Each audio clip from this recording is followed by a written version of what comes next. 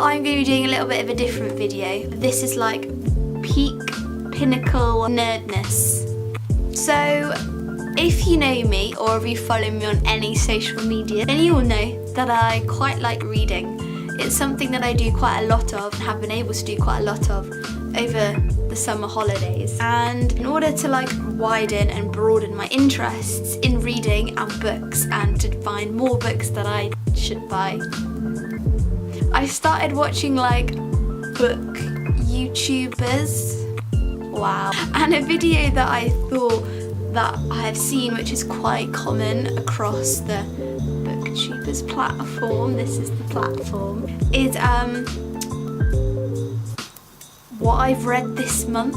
Like, they call it August wrap-ups, but that phrase just makes me cringe on the inside. So based on that, I don't really know what this video is going to be called. Essentially, this is my August wrap-up. All the books I read in August and my feelings and thoughts about them. If you enjoyed the video, then just give it a big thumbs up, that'll be massively appreciated, and click subscribe if you haven't already. I'll leave my Twitter and Instagram down below. I'm gonna get on with the video now. I hope you enjoy it. Without further ado, let's get started. First book I read was The Great Gatsby, a classic. Love dropping books.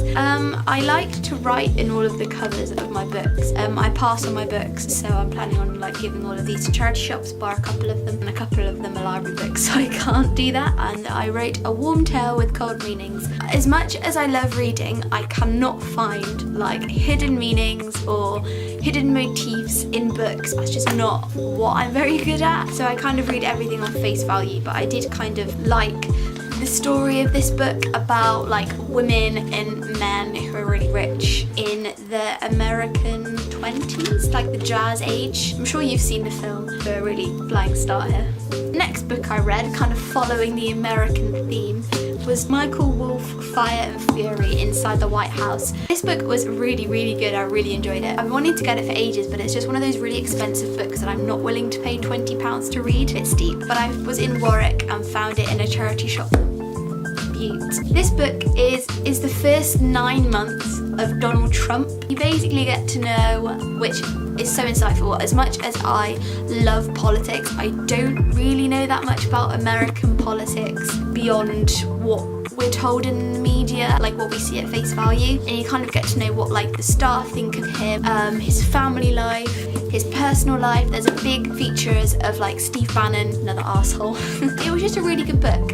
It was quite long. Like it was a long book. For fuck's sake, I just want to finish the book now, but I did in the end. And yeah, it was good, I enjoyed it. Again, following this really American theme, like these books have all been centred around America so far. I didn't even realise that until now. I read Tales of the City by Armistead Maupin. We were in a bookshop in my city, and my mum picked this up and was like, oh, you like this? Would I really though? But it was only £1.50, so I bought it. I think like this is one of, I don't, like I said in my last video, I got asked a question about books. I don't have a favourite book, but this is definitely up there with one of my best books I've ever read. It withstand the head balance test. Yeah, one of the best books I've read in literally like years. It follows a character called Marianne who moves to San Francisco and moves into this kind of like apartment building, follows her and all of the residents of 28 Broadbury Lane, what it's called, I can't remember. Their lives are just bizarre. This book was just so many twists. Really, really enjoyed it. It's a series of 6 books as well, and this is the first one. The next book I read was also in a series. I read Knife Edge by Mallory Blackman. This is part of the Noughts and Crosses series, which like all of my friends read in like year 7, but I just for some reason rejected it. I read the first one last month and I really enjoyed it, so I read the second one and I preferred the second one drastically, though it's quite dark. It's quite a dark book. And then also at the end there's a short story which I also read, and I added it on Goodreads to up my reading challenge. The next book I read again was like just such an amazing book. It was Of Women by Shami Chakrabarti. I got this from the library. I have put this book on my personal statement, so I do need to actually buy one, and I want to reread it and highlight bits of it because there was so much in this book that is so important that I just want to remember. Gender inequality and gender injustices. Tony Chakrabarty's a human rights lawyer, and it kind of gives like a law and human rights perspective on feminism across lots of different topics. So well done. Highly recommend. This book I don't have with me because I got it from the library and have since took it back, but I read The Idiot by Elif Batuman. I think that's how I say it. I'm quite intimidated by big books. This book was huge. But that being said, I read it in less than like 48 hours because it was so good. It follows a girl who just moved to Harvard. Or was it Yale? One of the big ones in America anyway. Just how she kind of gets to grips with her new life and new friends and new romances. Just was a book of coming of age book, really discovering who she is. It was really good and I do recommend it to anyone that wants to give it a read. I read the second one, which is creatively called More Tales of the City, and then the next one's called Further Tales of the City. Like I said, more pen is very creative but not with his titles. This book again follows the same characters, brings in more characters, there's new romances, new dramas, but not this one followed dark topics like cultism, being paralysed and affairs, brothels.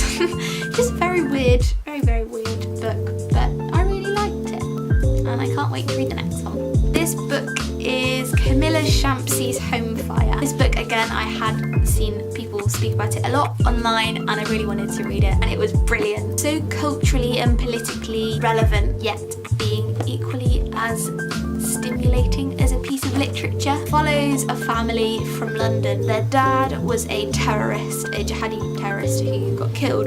The son and moved to Syria to join the Islamic State, and just how two girls and also him and other members are affected by it, how they have to live their lives as Muslims who are stigmatised by the label that Muslims, such as extremist Muslims, give them, yet they're from a family of extremist Muslim. I might read one of her other books eventually at some point. The next book I read is This Is Going to Hurt by Adam Kay. My dad got given this for Christmas, I want to say, by one of my uncles, I think. And I was going to buy it and then I saw it on the bookshelf. So when did we have this book? And it was blown away. It follows the life of a junior doctor, the secret diaries of a junior doctor. It was so light-hearted yet so sad. Follows the devastation that the NHS has become or is going through. I don't know how to word that correctly.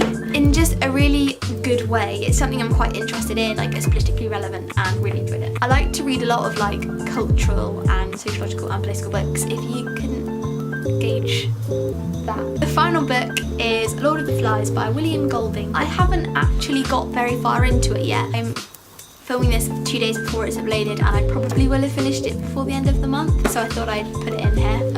No idea what it's about because I'm literally okay, it's about a plane that crashes on an island. I'm looking forward to read it nonetheless. I'm on a book buying ban now because I have so many books, 50 books I have bought in the last few months that I haven't read, so I'm not buying any more books for a long while. Wow, I'm really good at this. So yeah, they were all the books that I have read this month. I hope you enjoyed the video. It's a kind of new video for me. I don't know how well it's going to go. I don't know if anyone really gives a shit about what I've been reading. I'm going to go. Thank you for watching the video. I'll see you all whenever.